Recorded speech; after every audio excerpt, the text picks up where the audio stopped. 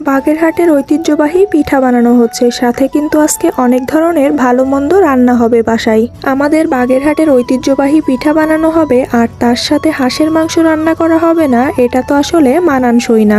তার জন্য বাসায় পালা দুটো হাঁস কিন্তু আজকে জবাই করা হয়েছে। তো কাদের জন্য এত আয়োজন করা হচ্ছে, তো সব মিলিয়েই থাকছে কিন্তু আজকের ভিডিওটা। হ্যালো ভিউয়ার্স, আসসালামু আলাইকুম।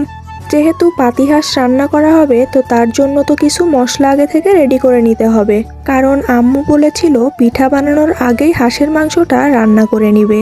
তো সচরাচর কিন্তু আমার বাসাতে এরকমই করা হয়, মানে পিঠা বানাতে বসেই কিন্তু হাঁসের মাংসটাও ওই সাইডে রান্না করা হয়ে যায়। আজকেও কিন্তু সেম প্রসেসটাই ফলো করা হবে। তার জন্য আমি এখানে আম্মুকে আগে সব রকমের মশলা কেটে কুটে দিচ্ছিলাম, সাথে আলু যেগুলো লাগবে আর কি সবকিছুই আমি এখানে রেডি করে দিচ্ছিলাম আম্মুকে, যাতে আম্মুর কাজটা সহজ হয়ে যায়। তো যাই হোক, এই সুযোগে চলেন কয়েকটা কমেন্ট পড়ে আসি। একটা ভাইয়া লিখেছেন, খুব সুন্দর ভিডিও, সাথে আপনার ভয়েসটা অসাধারণ আপু, অসংখ্য ধন্যবাদ ভাইয়া আপনাকে। একটা আপু লিখেছেন, আপু আমার নামও নুরানি। যাক, তাহলে তো আপু আপনি আমার মিতা হয়ে গেলেন। সচরাচর আমার নামের নাম কিন্তু আমি খুব কমই দেখেছি। তো যাই হোক, আপনার এই নামটা দেখে কিন্তু আমার বেশ ভালো লাগছে, কারণ আপনার নামটাও আমার নামের সাথে মিল রয়েছে। আপনার নামও নুরানি, আমার নামও নুরানি। কমেন্ট পড়তে পড়তে এদিকে কিন্তু আমি সবগুলোই কাটাকুটি করে নিয়েছি, আর এই সাইডে কিছু আবার রসুন রেখেছি। এই আস্ত রসুনগুলো কিন্তু খেতে বেশ মজা লাগে মাংসের ভিতরে। আমি ওদিকে সব করতে করতে আম্মুর আবার এদিকে কিন্তু মশলাগুলোও বাটা হয়ে গিয়েছিল, আর সাথে এদিকে আবার আমাকে আটা বানিয়ে দিয়েছিল।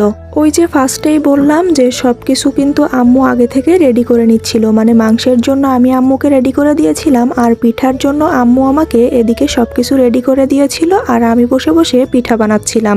যদিও এই পিঠাটা কিন্তু একা বানানো যায় না, এই পিঠাটা বানাতে কিন্তু মিনিমাম দুজনের প্রয়োজন হয়। তো আজকে কিন্তু আমাকে হেল্প করেছিল আমার ভাইয়া।